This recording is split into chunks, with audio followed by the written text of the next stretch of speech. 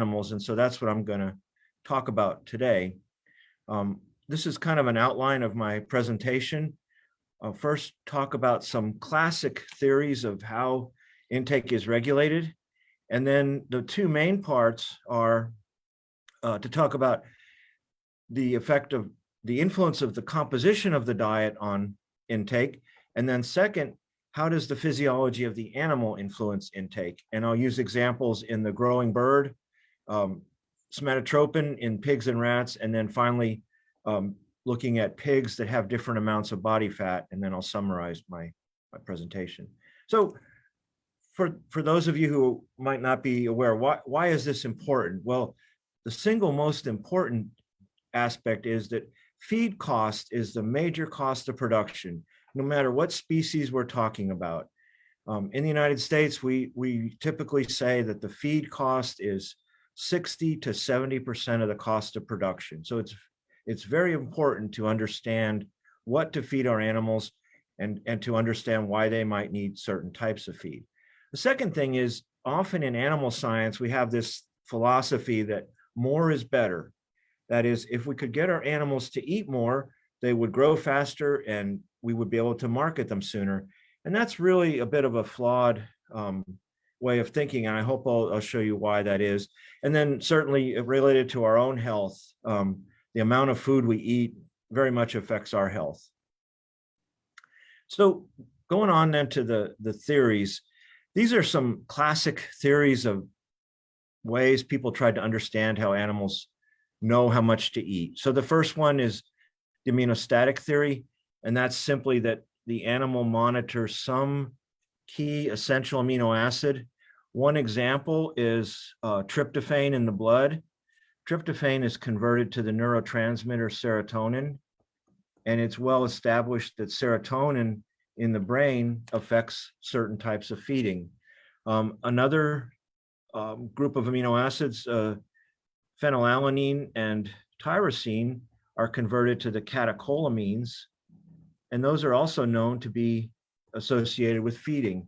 So that's the immunostatic theory. The lipostatic theory is one that says the animal monitors its body fat stores. And we know this is important if you try to study reproduction.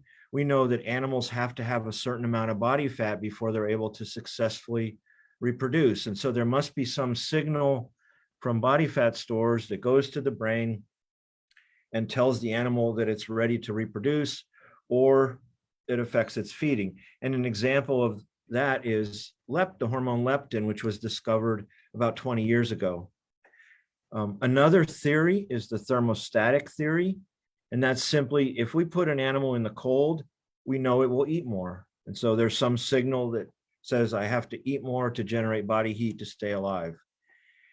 Then there are probably dozens of things from the gut. So cholecystokinin, or the hormone PYY, or another one is ghrelin.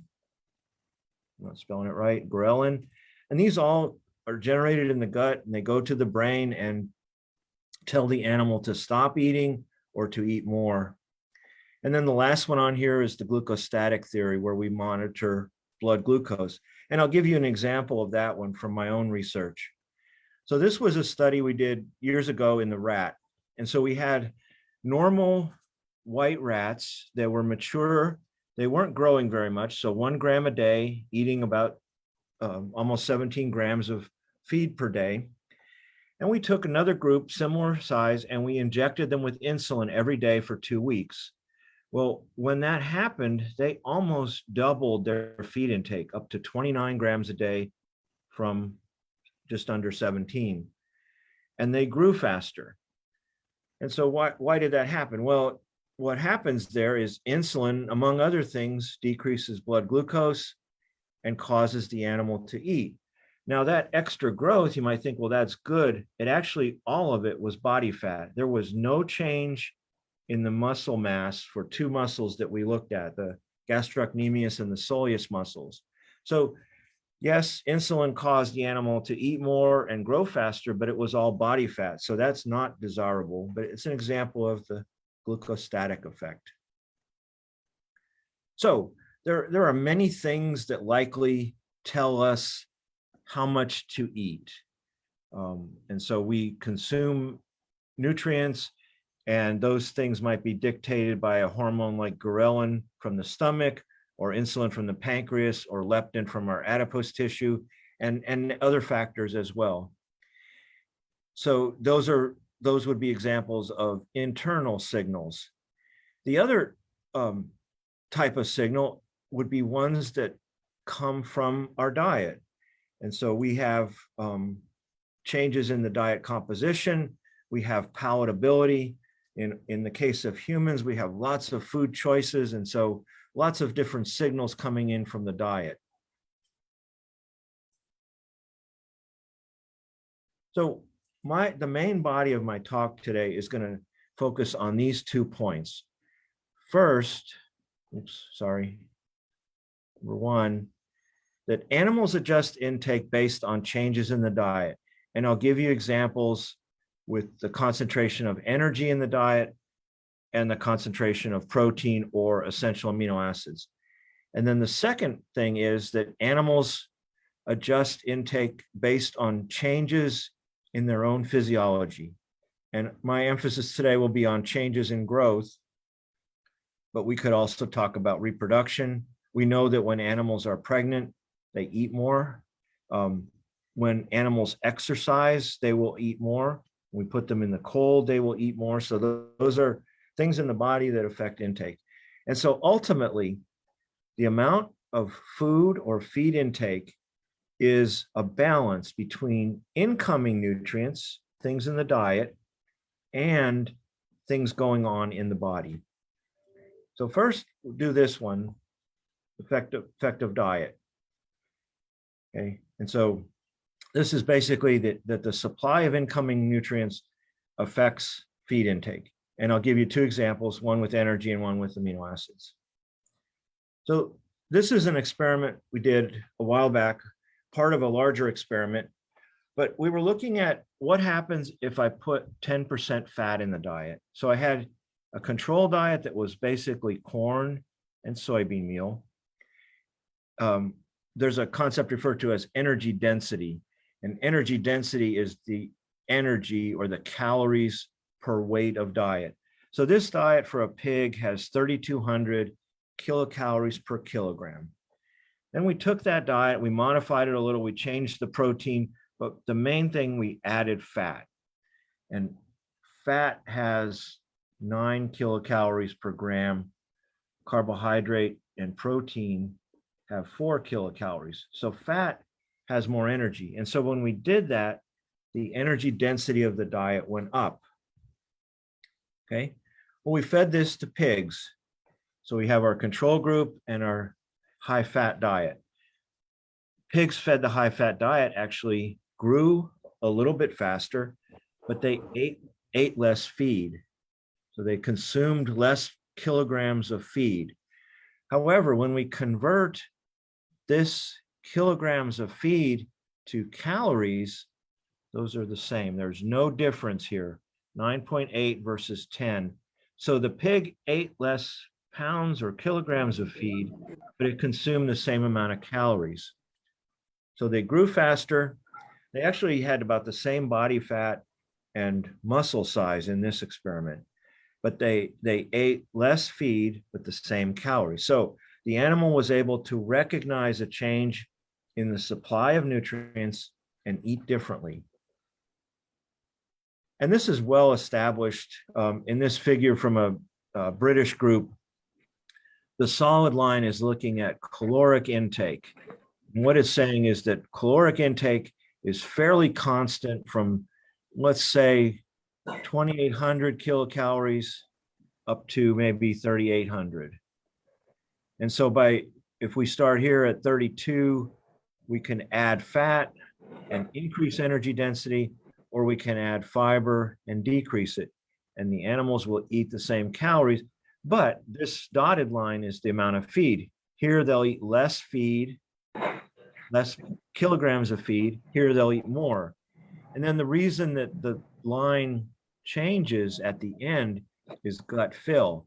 The animal simply cannot consume enough feed to get the calories it needs if you start going to very high fiber diets. So this is very well established in the literature. All right, so I've showed you that animals adjust intake based on energy density. If we increase the energy density, they will decrease intake. Conversely, I could show you that if we decrease energy density, they would increase intake. The second one is, what about protein or amino acids? So this is an old study done by a number of swine nutritionists, and they looked at changing the dietary protein content of the diet. So these are corn, soybean meal diets. They went from 12 to 17% protein by adding more soybean meal. And they looked at castrated male pigs, barrows, and female pigs. And they looked at, this is growth rate, this is feed efficiency. So as the protein content increased, the pigs grew better and they plateaued. For feed efficiency, they got more efficient. If we look at fat thickness, they got decreased fat as we increased protein, and they got increased muscle. But what was not shown in this was the feed intake. So I can take this number, and I can calculate, so feed to gain. And if I know the gain, I can calculate feed. And so I did that here. And here's what happens.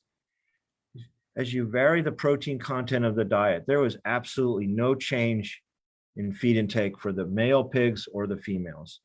So if you give the pig a single diet, they cannot adjust for changes in protein. They eat based on energy. So to study this further, you have to use a different method. So what I showed you with energy density changes, caloric intake will change. For protein, if I offer a single diet, I don't see any change in intake. I might see changes in body composition, but not intake. So to look at this, we need to use a different method, and that method is called diet selection. So in this type of research, you have a pen, you have your animal in the pen. I'm not a very good artist, but the animal has the choice of two feeders, and it can eat from either one and make choices. Okay, this has been known for 100 years. People did this in rodents and other species and show that if you give animals choices, you can study a lot of different things about feeding behavior.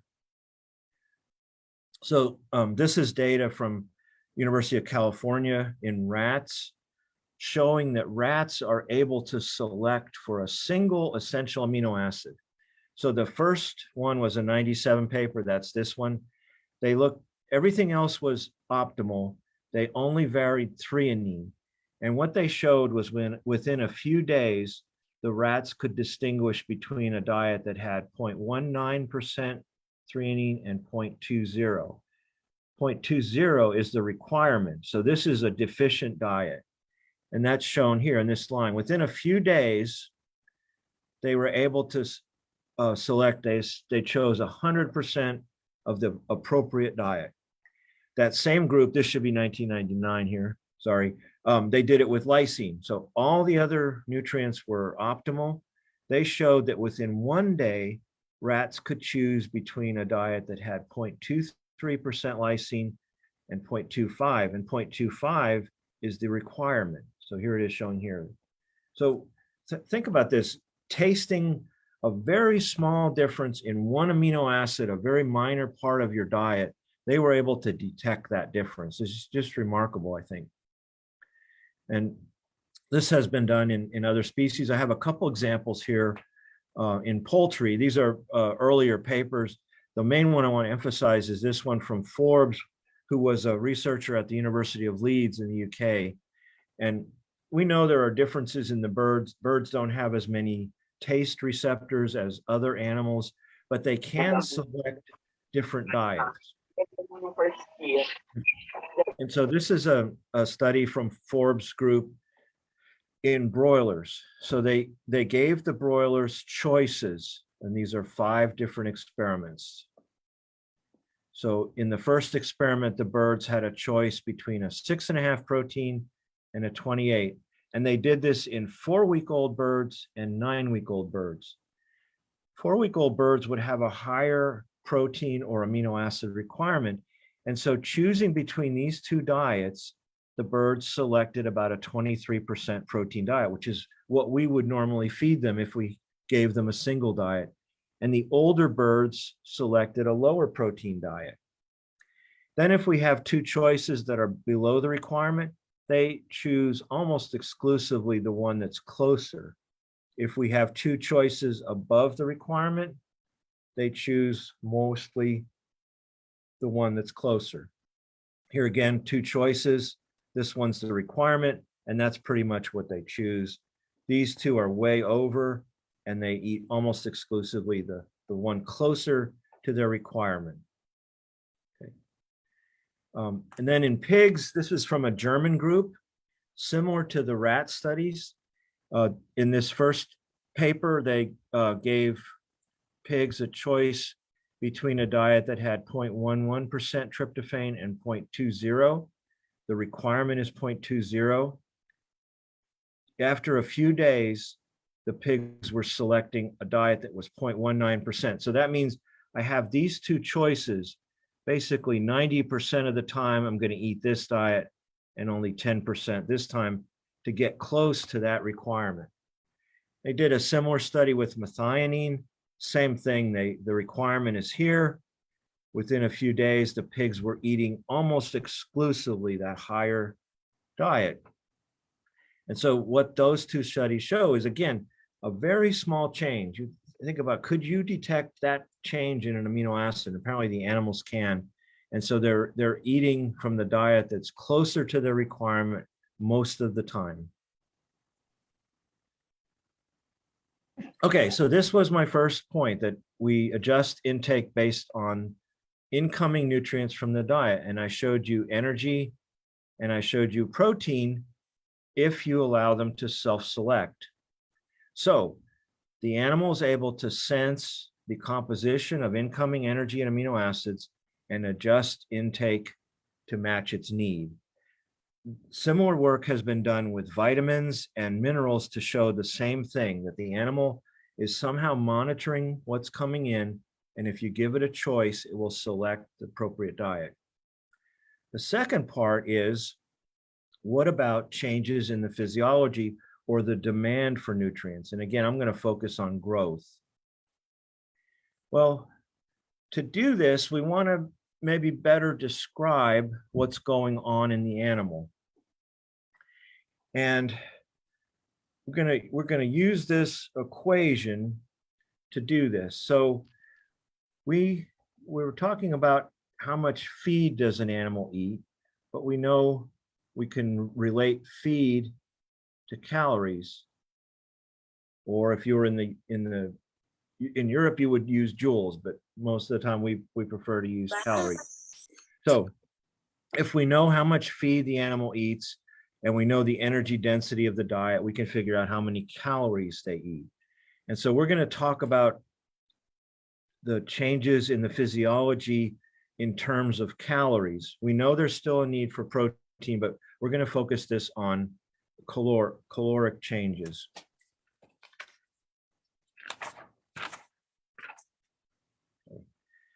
So the way this equation works is, and you can actually plug in specific numbers. It's going to be based on the maintenance requirement of the animal, which is a function of the animal's body weight. So it's not a linear function, it's based on metabolic body size. So we can come up with how many calories we need for maintenance. And then what we're going to call growth is the lipid and the protein accretion in the animals. We could also include activity, and we can include the extra energy needed to maintain body temperature in the cold. But for our purposes today, we're going to ignore these two things. For us, those are, of course, important. Maybe not so much energy in the cold in the Philippines, but here over the weekend, it was around 0 centigrade. So we needed, if we were outside, we would need to eat more to maintain our body temperature. Activity, lots of people exercise as a way to hopefully lose body weight or help regulate their body size. But For our purposes today, we're just going to focus on these three components. And so growth, so if I weigh an animal today, weigh it again tomorrow and it weighs more, that's growth. And growth is lipid, and we want to focus on the lipid and protein accretion. And that's also referred to as total energy retained. So if I have a pig that's getting close to market weight, it will gain 1 kilogram per day. What is the composition of that gain? Well, actually, more than half of it is water. So that water has no energy. Some of it is bone growth, so ash, but that again has no energy. The two parts of this growth in this growing pig that have energy are the protein and the lipid accretion. And protein combines with water to form lean tissue or muscle, and that's what we're interested in. Lipid, a little bit of it goes into lean tissue, but most of it is going into adipose tissue. Adipose tissue is about 85% lipid. Muscle is about 70-75% water, maybe 20% protein, and depending on the muscle, 3 to 5% lipid.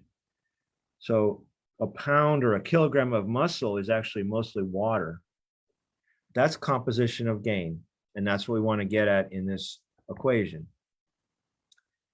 So we're going to focus on this growth, composition of gain, the protein and lipid accretion, and I'm going to use three examples, growing broiler chicken, and then some work I did with somatotropin-treated pigs, and then some work I did with pigs that have different amounts of body fat. So the first example is with broiler chickens.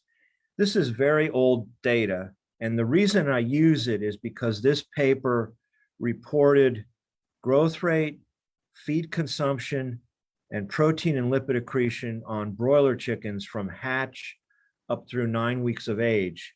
So it has all the information I needed to be able to predict feed intake. So I picked out 3 weeks, from 1 to 2 weeks, from 3 to 4, and from 6 to 7. So here's the body weight of the birds at the end of each period. And here's the average feed intake of the birds each of those weeks. So the birds are getting bigger and they're eating more, like you would expect. Well, is this amount of intake what we would expect? So we take the numbers that they gave us in the paper, we can take body weight and we can calculate the maintenance requirement. So this is 110 times body weight to the 0.75 power. And this will give us kilocalories per day for maintenance.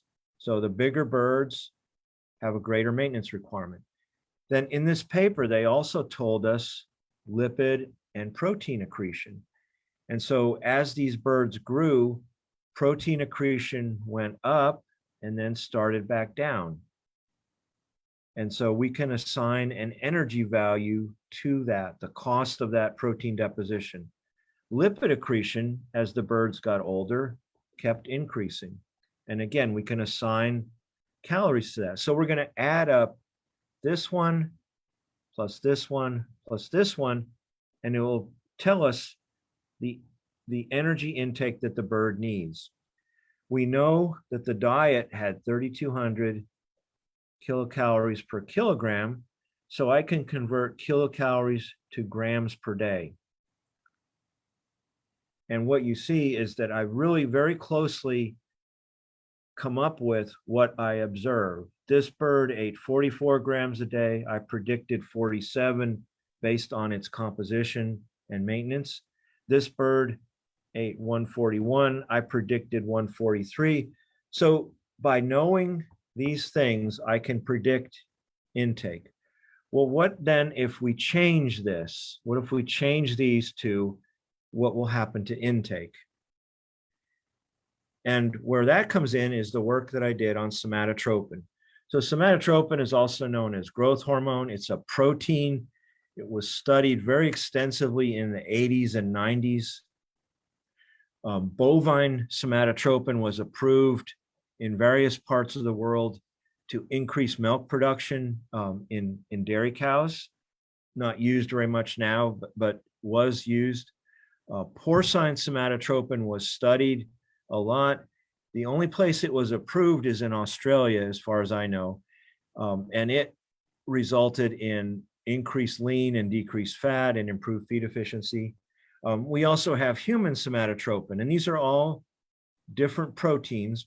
Human somatotropin is used to treat dwarfism in children that have abnormal pituitary function. So I want to focus on porcine somatotropin. So this is from some work we did where we treated pigs with porcine somatotropin for 10 weeks. Now, these are obviously extremes, but here's the control group, and here's a group that got somatotropin for 10 weeks. You see a big increase in muscle mass, a very large decrease in fat deposition. And in this study, we looked at fat thickness over time. So starting at the beginning of the study, the pigs had about 14 millimeters of back fat. These control pigs gained fat throughout the study and ended up at about 21. If we treated with somatotropin the whole time, there was no change in fat thickness. If we stopped somatotropin at week 5, they gained fat. If we started it at week 5, they lost fat or actually didn't change. So this is a compound that we can give to the pig to change lipid and protein accretion. What happens to feed intake? Well, this is a study we did where we had 7 days of treatment. The first week, everybody got saline. Feed intake was the same, no difference. You see a little bit of variation from day to day. When on day 7, half the pigs got somatotropin, and within a day, they ate less. And then on day 14, we stopped treatment, and their intake came back to the control. So here we have this pig that's got decreased lipid deposition, increased protein deposition, and decreased feed intake.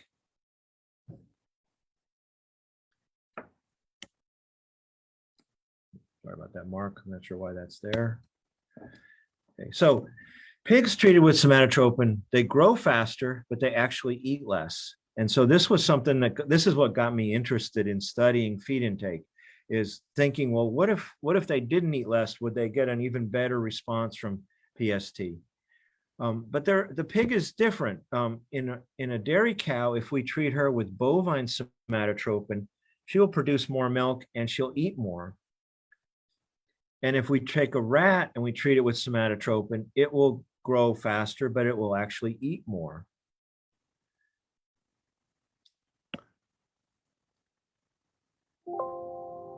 Sorry, I want to try to get rid of that mark.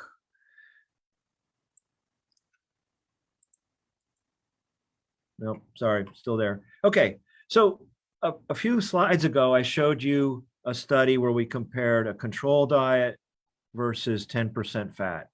Well, in that same study, we also had groups treated with somatotropin or not. So this is the control diet, no fat. We gave somatotropin, the pigs grew faster, but they ate less feed.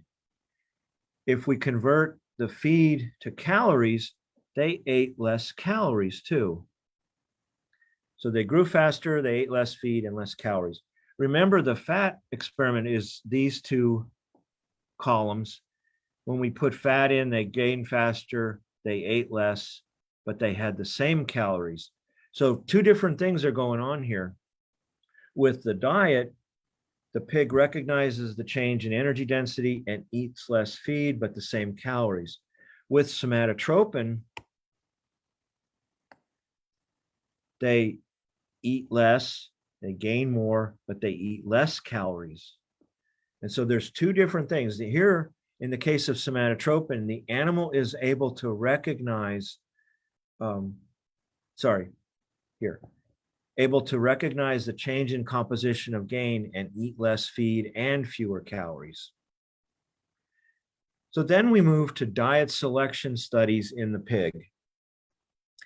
And the way we did these, again, the pig has two feeders. It can choose from the feeder that has 12% protein diet or 24. And for the pigs that we used here, their requirement would be around 16 or 17%. So this is a deficient diet. This is above the requirement. And here's the results of that study. Again, this is total intake here, total. First 7 days are saline, no difference. On day 7, we started somatotropin. Pigs ate less total feed. We stopped somatotropin on day 21. They recovered. What about the two diets? This is the low protein diet. This is the high protein. Again, the pig can choose either one. On the high protein diet, they were eating about 1 to 1.5 kilograms. When we started somatotropin treatment, there was a small increase in the intake of this one, but not a big change. Where the big change was when we started somatotropin. Within a couple days, the pigs were eating less of the low protein diet. So this decrease in total feed was totally due to the low protein diet. And this slide summarizes that. So treated with somatotropin, they gained faster, but they ate less. And on the way that the control pigs were eating was about 2 kilograms of the low diet, 1 kilogram of the high. For somatotropin, they were eating almost 2 kilograms of the high and 1 of the low. So they changed their diet selection based on composition of gain. We can analyze this further. This is a slightly different study, but again, gain faster, eat less of this diet, a little bit more of this diet. But when we convert this pattern to the grams of lysine, they're not different. So this guy is eating less feed, but he's selecting almost the exact same amount of lysine by choosing more of the high protein diet. So what would we think is happening here when we use somatotropin or porcine somatotropin? There's two different responses. The first is on adipose tissue, where we see less lipid deposition. That might generate a signal, maybe a lipostat that goes to the brain and says, eat differently. On the other side, we have, greater protein accretion in the muscle, and maybe that generates a signal, an aminostat that goes to the brain. And so we see a change in feed intake based on what's going on inside the animal. So the final example I have is maybe a more practical application of that. In this study, we had pigs that were a similar age and body weight. They were about 80 kilogram pigs, but these pigs had more or less body fat, and we were able to assess that using ultrasound. So we had a group of pigs that we called fat pigs that had 26 millimeters of fat, and a group of lean pigs that had 20. And then we separated those pigs into two groups, individually penned, and they got a choice of a low protein diet and a high protein diet. So here's Tom, Dr. Elliott will remember that Tom is doing ultrasound on the pigs to assess how much fat and lean tissue they have. Well, here's the results of that study. The pigs that we called fat, choosing between those two diets, and the two diets again were 8.5% protein, and 22.7. They choose between those two diets. The pigs that had more body fat chose a lower percent protein. They were eating more of this diet and less of this one. The pigs that were lean were choosing a higher percent protein. Okay, so this could be a practical application that if you allowed, or if you had two feeding systems, which would be very expensive to introduce, and you had these two different diets, the pigs might be able to choose between those two and self-select a diet that more closely met their own requirements. Okay, so things I've shown you that animals can monitor the supply of nutrients from the diet, and they can monitor peripheral needs. What I showed you was changes in protein and lipid accretion that will change diet selection. So how does this happen? Well, we think from other studies that the way an animal monitors what's coming in from the diet is through the liver, and the way that it monitors what's going on in its body is through multiple signals that come to the brain. Okay. And I don't have time to go into the evidence for that, but we have some studies, mostly in rats, that showed that. So what I want to conclude with is that the observed feed intake that we see an animal eat when it has free choice, as much feed as it wants, will be the result of monitoring both incoming nutrients and its own physiological need. So I showed you how composition of gain is one way to look at physiological need. We could also do lactation or exercise or temperature. And I don't have time to go into it, but there are other studies that look at changes in feeding. For example, in sick animals, if you give mice a bacterial infection, they will eat less. And there was a study that showed if you force fed them to eat a normal amount of food, they actually didn't survive. So decreased feed intake in a sick animal is a physiological response to what's going on in the animal.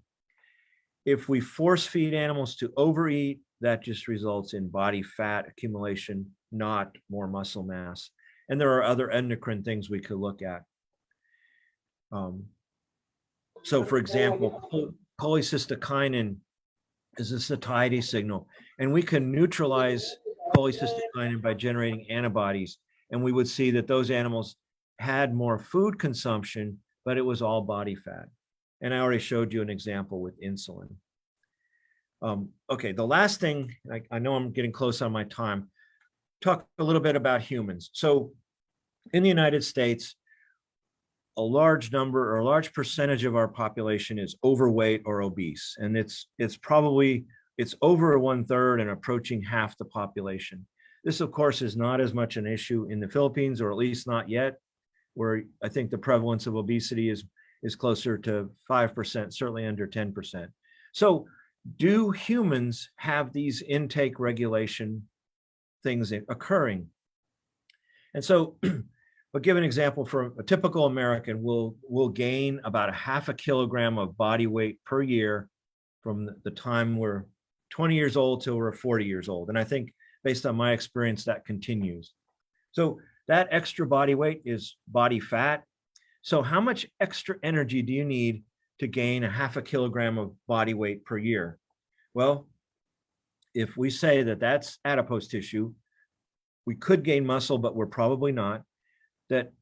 That 500 grams of adipose tissue represents about 425 grams of lipid at 9 kilocalories per gram. That's 3,800 kilocalories. If you divide that by a year, that's 10 kilocalories a day. Over that year, if you were eating a maintenance amount, you would have consumed 900,000 calories. So this error is less than 0.5%. Okay.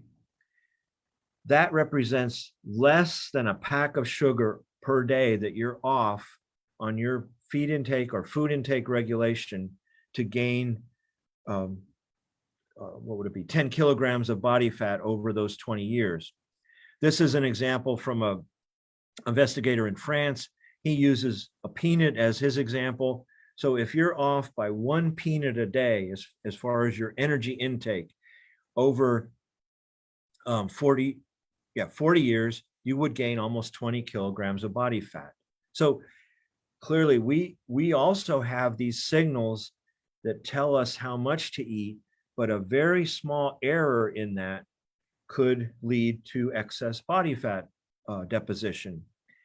And why would we have that being off? Well, we have very palatable foods. We have lots of food choices. And so it's probably very easy to make that error or even a little bit greater error. Okay, so what I've shown you today is that animals will change intake based on the composition of the diet. I showed you examples for energy and protein or amino acids. Second, animals will adjust intake, excuse me, based on physiological need. And so what we see as the total intake of an animal is actually the result of the combination of sensing what's coming in from the diet and what's going on in the body. And with that, I'll stop. Here's my email address. If any of you think of questions after we're done today and you want to email me. But again, I very much appreciate the opportunity to do this. I hope it was some worthwhile information for you. And so with that, I will stop.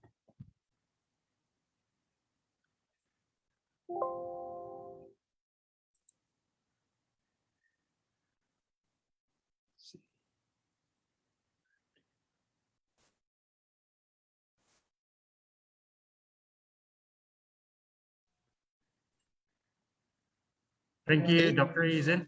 Sir Tammy. Yes. Thank you very much, Professor Eisen, for that very comprehensive